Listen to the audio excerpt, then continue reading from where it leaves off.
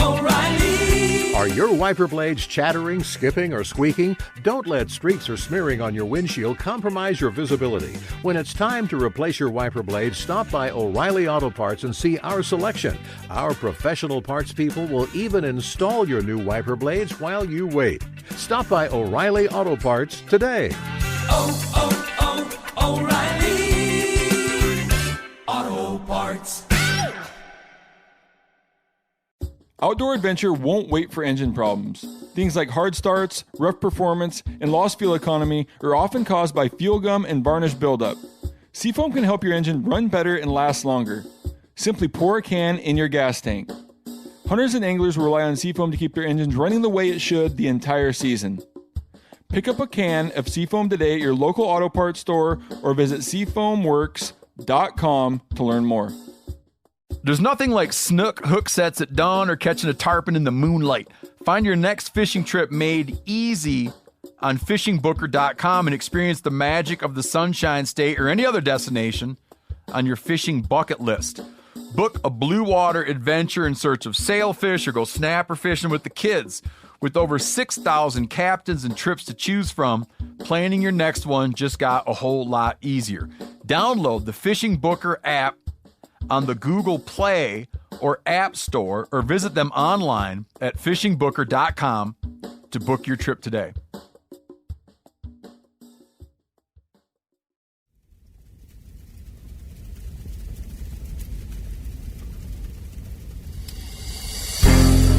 As a guide and hunter, I've spent thousands of days in the field. This show is about translating my hard-won experiences into tips and tactics that'll get you closer to your ultimate goal, success in the field. I'm Remi Warren. This is Cutting the Distance.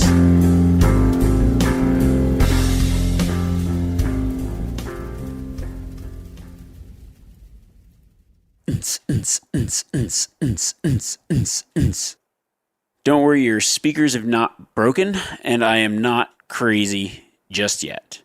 That noise you hear is the beginnings of a party, what I like to deem an elk party. It's a calling sequence that I've used over the years with a lot of success.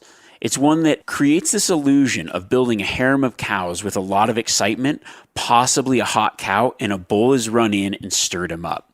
What this does is it draws attention from another group of elk to bring satellite bulls to your location. But not only that, it's a great technique and tactic to use to draw that herd bull away from the cows he's with to come investigate what's going on where you're at. In my opinion, it's one of my most deadly tactics when it comes to calling elk during the peak rut. But before I share those tactics, let's go into a story where this worked really well in southwestern Montana.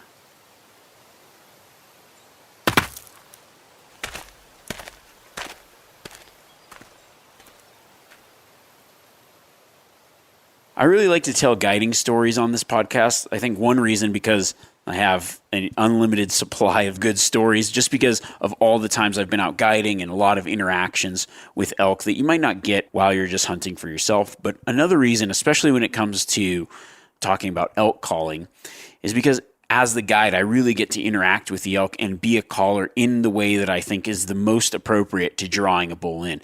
And that generally means setting the hunter up, moving back, and doing my call sequence out of the way where I can try to draw that bull closer in to the hunter or the shooter. Now, on this particular day, we woke up and I told my client, I looked him straight in the face and I said, today you're shooting an elk. He's like, why is that? I said, because my brother Jason is done with his hunter and we are both going to take you out. So what that means is I get to do the calling, I get to drop back and do the calling, and my brother Jason gets to be with the guy that's drawing back and shooting. And so many times I'll be drawn back calling, but I'm trying to direct the person when to move, whatever. And me and my brother have just hunted so much together and hunted a lot in general for elk. I mean, he's guided with me for years as well. And so we both know how to move and how to call and when to get into position and where to go, and we can read how the elk's reacting. And just that kind of little bit of knowledge, it just makes you so much more successful. So if I'm calling and he's the shooter, or vice versa, I'm the shooter and he's calling, I mean, generally we'll go out and we can get in a bull, or maybe it's one we're going to pass or whatever, but we understand when to move, and it just makes it so much easier, so much more successful. So this guy just like struck out on this one because, I was going to be calling, my brother was going to help him get into position, tell him when to draw, okay, let's move, and then throw out a cow call and stop him. And I had a video camera and figured out, might as well film this too. So we went out that morning. It was like a really good morning, peak rut, pre-daylight. We get a bunch of elk fired up. It's just like a big group down below. And there's this nice bull in the area that I'd been watching. Was hoping, okay, man, this might be that elk that we'd been looking at. It was a big 6x7, and this is just a general elk area, fairly low success rate at the time. So any bull is a good bull, but if you can get a decent one, that's awesome too. So we get in there, and the elk are just firing off. We get into position, and it's one of those scenarios where there's enough bulls in the group that they're kind of on the move. Like the herd bull, it has nothing to do with what we're doing. This is just the elk doing their thing. So the elk are kind of pushing each other around, and you can tell that there's maybe 3 or 4 bulls in the group, and it's just like getting chaotic with bugling, and we're throwing in our bugles, and we get into position, and we've got the herd bull screaming right behind these small pines, and I move back and start raking a tree. Jason takes him up to get into position, and the bull just never breaks the plane of those pines to where we can get a shot. And at that point, the cows start moving down past us, and we're just surrounded by elk. I mean, we've got cows coming in. So that bull goes down, and I can hear there's just like this one hot cow, and there must be something crazy going on. So I'm thinking to myself, man, how are we going to pull? We almost got that bull to commit, but there's just so much chaos in here. So then I started thinking, why don't we just create our own chaos? Why don't we create a party that sounds like what's going on down there up here, and see if that might, in this confusion, cause this other bull to come in. And if worst case scenario, definitely one of these satellite bulls will come check us out. But we did get a glimpse of the herd bull, and I'm thinking, man, we really, really want to get this bull. So let's just try this. So we get in, and that herd bull is below us, and we're bugling, and every time we bugle, he bugles back. But he's at that point now where he's just not going to come in. So I tell Jason, why don't you guys get set up above this little gully, and they're down below us. I'm going to draw back, and I'm just going to create this party. So I draw back, and I just start throwing out cow calls. Mew, mew, mew. And then I'm starting to throw out some estrus whine calls. And then I've got this scenario where I'm playing as 2 bulls. And I'm far enough back where if the elk comes to me or whatever, it would have to draw past them before it gets to me. So I'm moving around a lot. I'm running from one position to another, calling over here, calling over there, calling in different directions, throwing out a lot of different cow calls. I'll bugle in this one spot, and then I run over, literally sprinting and breaking branches and bugling over here. I've got the bugle tube, and I'm sprinting and bugling at the same time and doing the same thing with cow estrus call. Just, it's like that sound when a bull's chasing a cow down the mountain and she's in heat, but it's like a younger bull's hot on her tail. And I'm trying to entice this herd bull away from real cows, thinking, oh man, those satellite bulls just picked up a hot cow and I better go investigate. So I'm doing that. I'm just going off on the calls, running around, breaking stuff, smashing trees, just literally having the best time you can have on the mountain. I mean, that to me is just like the epitome of September. And sure enough, my brother, he could hear that bull bugling, and then it was that running wild doing an estrus cow call, and then just running and screaming and bugling, and that was just enough to make that herd bull come check us out. He starts walking up, is just perfect, like walked right into 20 yards. My brother Jason gives him a ew. Bull stops broadside, thump, bull down. Nice big 6x7 just on a public land general area. And we were pretty much stoked. There was just the whole fired up scenario was we went from calling elk to essentially becoming this massive herd of elk. And even when I was throwing out those cow calls, I had Jason throwing cow calls as well. And what we really did is we just created this, what I like to call elk party. Since then, most of the herd bulls that I've called in have been called in using that same tactic, where I create a party and draw that bull just out of curiosity to our location. And of course, it works really well for getting those other satellite bulls interested as well.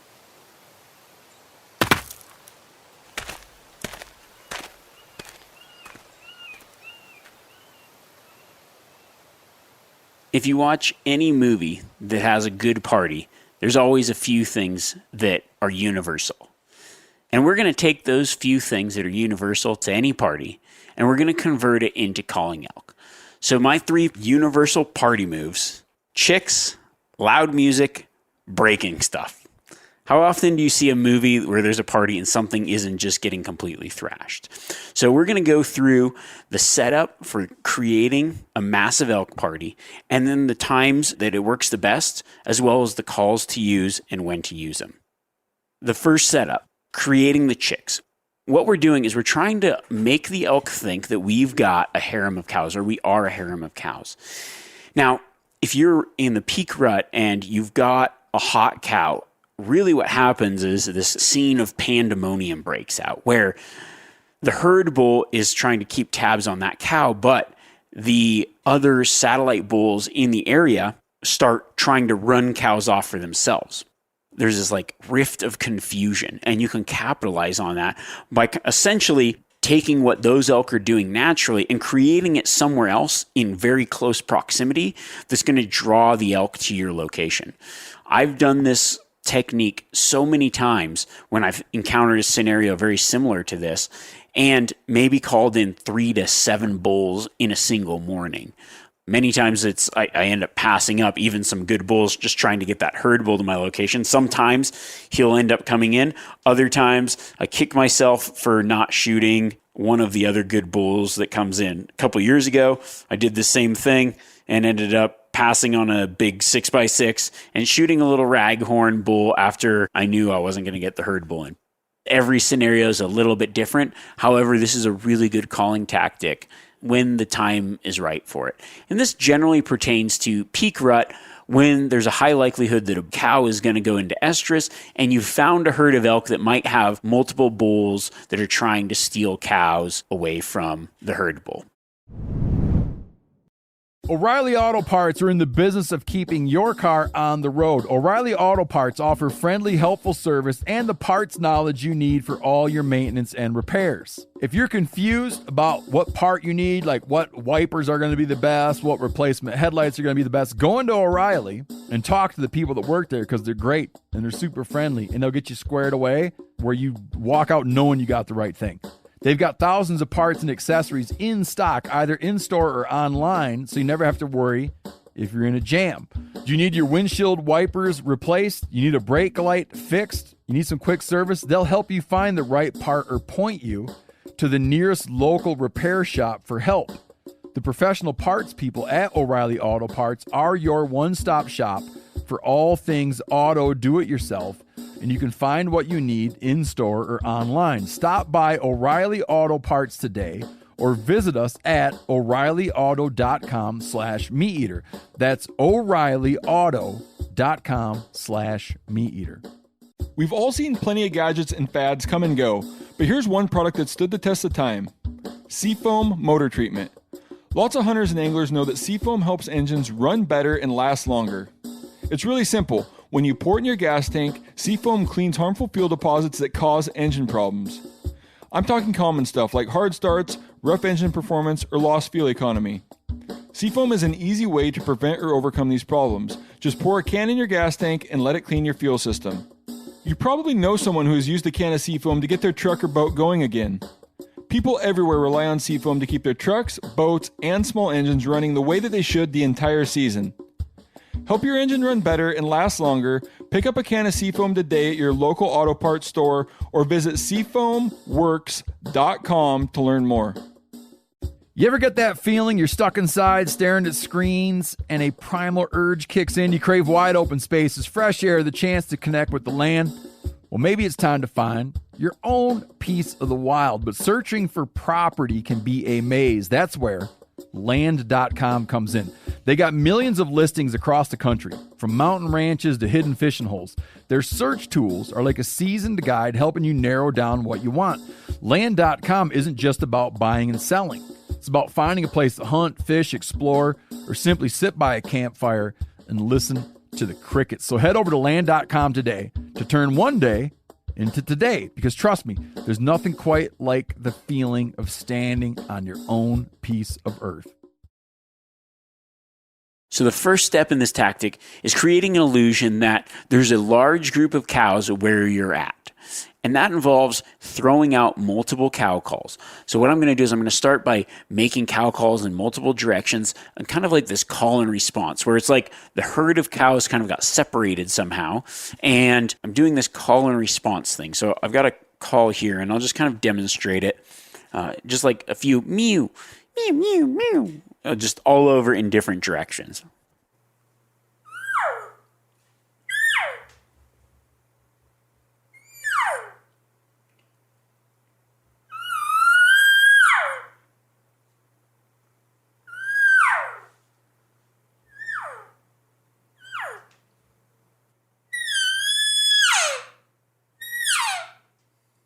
And then what I'll do at the end there, I throw in a few of these long, drawn-out eeeew sounds. They can be made with pretty much any elk call, but open reeds work really well for this. And then just like your standard diaphragm call.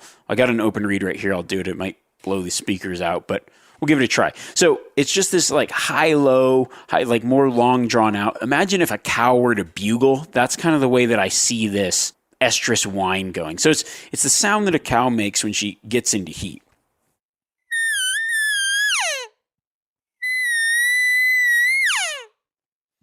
Now I'll start building that up with those cow sounds, and then I'll grab my bugle tube and I'll throw in some bugles in there as well. Now it could be any kind of bugle, really. It could be more younger bull bugle, or it could just be like also another really good dominant bugle, kind of like we talked about last week, that more display call, throwing some of those out there, or even just maybe a more immature bull that's like, hey, there's some satellite bulls, some raghorns getting up in some business that they probably shouldn't be in.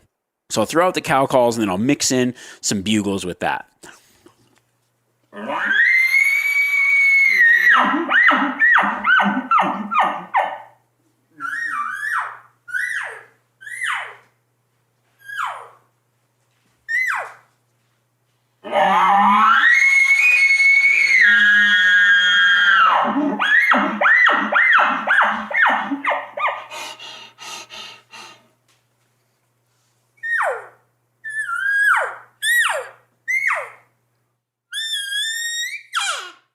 The key here is to just create this illusion of multiple cows. Now, if you've got two people, maybe a shooter and a caller, having them throw out cow calls as well, what you'll start to notice is you should be close enough to the herd where that herd's actually starting to talk back and forth to you as well and create confusion amongst the cows. You want to make every elk think that the real party is happening right where you're at. Now, the second ingredient to creating a good elk party is lots of noise. I've heard so many things of, oh, don't overcall, you bugle too much, you do this too much. I believe that when you're creating this elk party, there's no such thing as too much noise. And I've only learned that because over the years I've been in real scenarios where elk are doing this and they are just going apeshit. And that's what we're trying to create. We're creating this illusion that something really, really exciting is going on. And we're going to make lots of noise while we do it. So that means throwing out an excessive amount of bugles where you're acting as two bulls or more, maybe doing an easier, like smaller bull bugle, and then just a bull that's doing a display call. I think that adding in some really aggressive bugling into this mix, where maybe you've got one bull that you're bugling away from the elk, and then another bull that you're bugling toward the elk that you're trying to call in, and creating this scenario where it's like there's two bulls over here fighting over something, mixing that in with the frenzy of the cow calls is a really good way to just build this up. You'll really know if the elk are responding to it if the other bulls around are lighting off. You'll also know that if you're trying to call in that herd bull, he's going to be the one that is probably making all the other noise, whereas the other bulls around are now going to switch into this mode of hearing you bugle really dominant and displaying toward that herd bull that's also displaying, and maybe one other bull sounding off. And what the other satellite bulls are going to do is they're just going to kind of maybe quiet down and investigate. This is where when you're set up, you got to make sure you're watching, because it's really likely that you're going to have another elk come into your setup. A lot of times I'll get spikes coming in, but I've had some really good sized bulls, even some bigger than what we would term the herd bull, come into this setup quiet just to investigate and see like what the heck is going on. because the other bull might actually be starting to take his cows away from where you're at. So I like to make a lot of noise. And then I like to keep that noise going as I'm following that herd bull's bugle. So I want to stay within a certain amount of distance and just keep that volume up and keep that elk in earshot where it sounds like, okay, I'm within a certain distance of the herd and the other elk around are going to be coming and checking out my location. But it really involves, in some ways, overcalling, because you're just building up this hype. You're building up a real scenario that happens, and you'll start to see that this scenario, if it hasn't already started to happen where you're at with the elk that you're calling at, you can kind of build up a frenzy amongst some elk that might be near you. Along with the making noise, I mentioned this in the story, but I just really want to explain how I do it, is there's a little bit of running around when it comes to creating this elk party. It's very hard to successfully create this elk party as well when you're just by yourself trying to call a bull in solo. That's why I actually really like this tactic when I'm hunting with someone else. But if you're both hunting and you've got a bow, there's so many times where I've been the caller and it's like, oh, crap, here comes a nice bull. I'm just going to hold still for a second, let him saunter by, but he's within bow range, and then continue to keep calling. One of the tactics that I think works really well in this particular setup is this tactic where it's like a bull is fired up and he's chasing a hot cow, and you really get the correct sound. You literally have to run around. And that's like a cow leaving this estrus whine as she's running, and then doing some bugles while you're running as well. The bull can hear that noise traveling down the mountain as you're bugling, and that really kind of gets him fired up, and that gets that herd bull thinking, oh, another dominant bull is on a cow, and I need to go investigate that. I need to forget what I'm doing right now, so long as he's not on his own hot cow, and then come investigate what's going on. If that herd bull does have a hot cow with him, perchance, while this is going on, you're probably more likely to be calling in satellite bulls and other bulls at this particular time, but it's a really good tactic to get those other bulls to kind of think, oh, what's going on over here? This is where the noise is at. This is where the party's at. You want to try to keep it louder and more interesting than the real elk that are just nearby.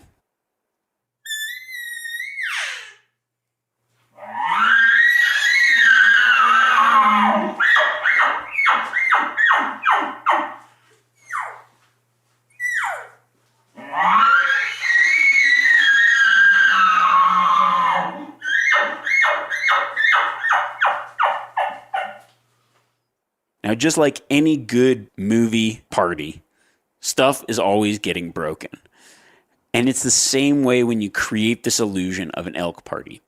One of the things that I notice new elk callers do wrong is they're afraid to make natural sounds. So you think of it like this. You sneak into a herd of elk and you're throwing out 20 cow calls and aggressive bugles, and yet you're standing in one position and it's dead quiet all the other time. If you've ever been into a herd of actual elk that are rutting and making those noises, it sounds like two trains just went off the tracks, going off the rails through a bunch of deadfall.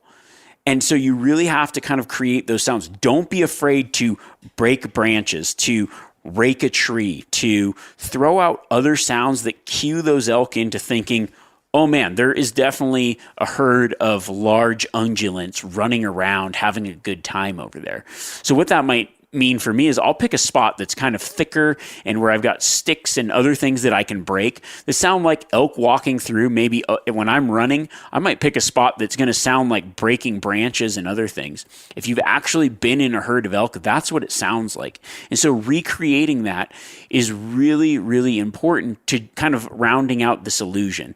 There's been times where I've noticed that a bull will hang up and I'm just calling back and forth, but I'm sounding like this massive party. And then I realize, oh yeah, well, there's a lot of stuff around here and he's not hearing any of these other sounds. So maybe I'll mix in going over to a tree and just raking a tree. That raking noise, not only is it a good display of dominance and can infuriate other bulls, it has this audio cue to them that is more than just the calling. That sounds like, okay, there's something going on over there. Especially if you start to hear another bull rake back, like the raking, the breaking the sticks, the moving around can be really important into adding realism to creating this elk party. Now, as an additional bonus to helping this tactic work, you really have to keep this tactic mobile. So there's a specific scenario where it works really well, and that's when you find a really fired up bull and you get into a group of elk that are probably going to start talking. And one of the main reasons that elk start talking is when they're moving, they're trying to stay together as a unit as these bulls are coming around and just messing up their groove. They're going in there, they're breaking up the party, trying to steal some cows away and do their thing. And you'll start hearing elk talking back and forth. You can actually start building that elk chatter yourself by using the cow call and calling to the cows. Once you do that, it's very likely that the herd bull or maybe some of the other bulls will actually start doing what you're kind of making an illusion of creating, where they're going to start driving other cows away and splitting things up, and that herd will keep moving.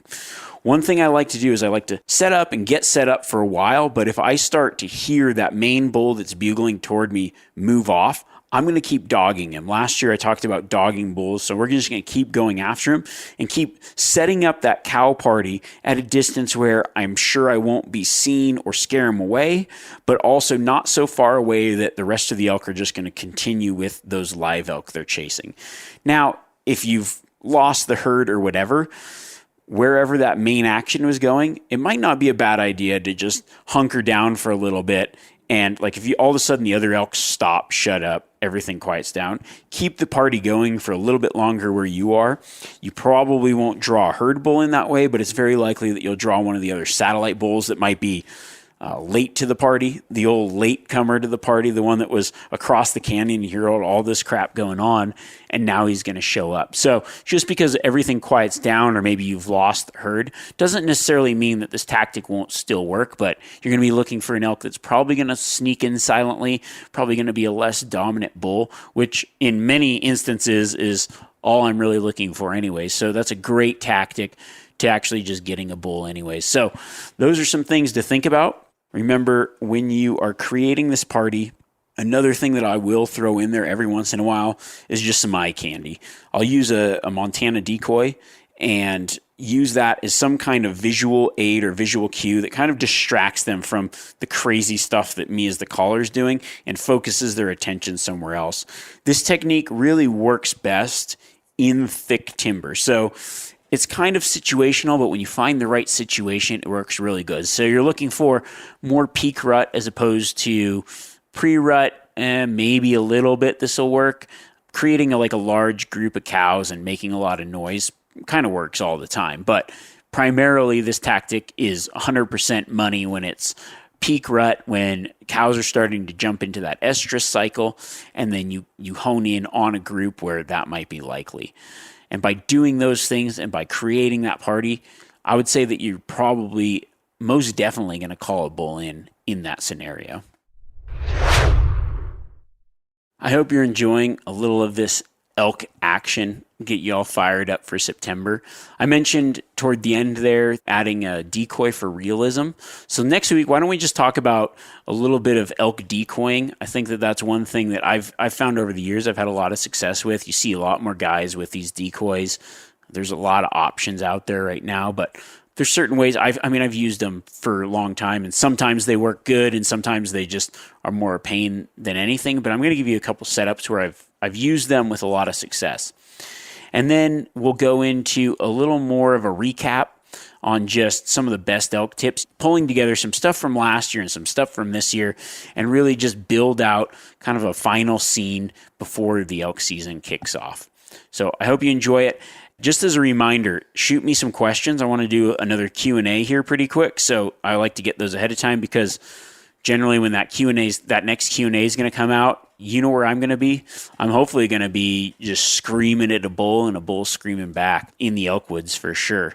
I'm hoping maybe, I don't know, I'm going to be hunting with a friend. I don't know what I'm going to hunt with. I might actually just hunt with my longbow. I think he's going to bring his recurve. I might bring my longbow or my recurve. Maybe I'll just bring my regular bow. I don't know. I'm excited. I'm just getting fired up. I've got a lot of good spots I'm going to check out. Did quite a bit of preseason scouting this year because some of my trips were canceled or whatever, so I had a little bit of time.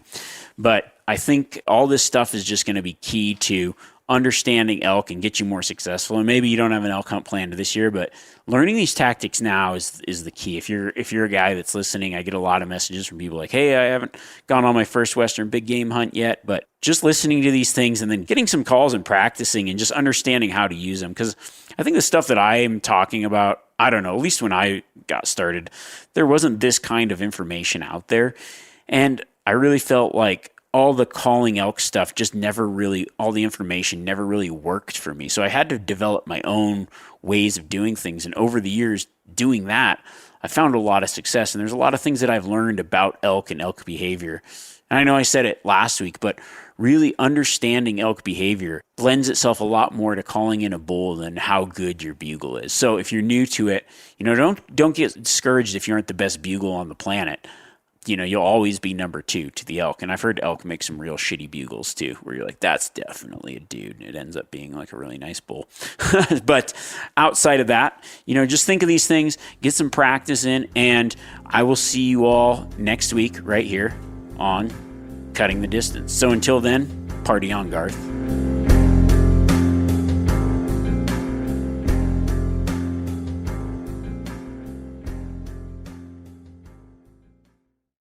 Outdoor adventure won't wait for engine problems. Things like hard starts, rough performance, and lost fuel economy are often caused by fuel gum and varnish buildup. Seafoam can help your engine run better and last longer. Simply pour a can in your gas tank. Hunters and anglers rely on Seafoam to keep their engines running the way it should the entire season. Pick up a can of Seafoam today at your local auto parts store or visit seafoamworks.com to learn more. You ever get that feeling the walls closing in, the concrete jungle suffocating you? You crave some wide open spaces, the chance to connect with nature, maybe in a spot all your own. Well, head over to land.com. They've got ranches, forests, mountains, streams, you name it. Search by acreage. You can search by location. You can search by the kind of hunting and fishing you're dreaming of. Land.com. It is where the adventure begins.